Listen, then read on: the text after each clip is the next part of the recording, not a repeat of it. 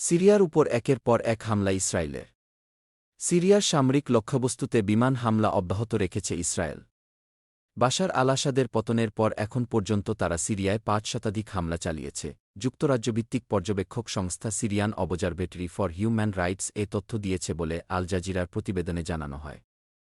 Syrian observatory জানিয়েছে, Israel সবশেষ Latakia ও তারতাসের একাধিক লক্ষ্যবস্তুতে হামলা চালিয়েছে। তারতাসে অস্ত্রের একাধিক গুদামে হামলা হয়েছে।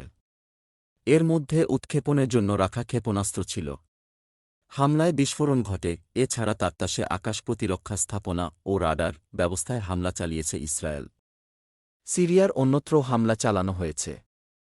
এর মধ্যে রয়েছে লাতাকিয়ার রাডার স্থাপনা, দেইর আজরের সেনা ক্যাম্প ও সামরিক বিমানবন্দর। বিদ্রোহী গোষ্ঠীগুলোর মাত্র ১২ দিনের ঝটিকা আক্রমণে গত রোববার সিরিয়ার স্বৈরশাসক বাশার আল আসাদের পতন হয়। তিনি সিরিয়া থেকে পালিয়ে রাশিয়ায় আশ্রয় নিয়েছেন।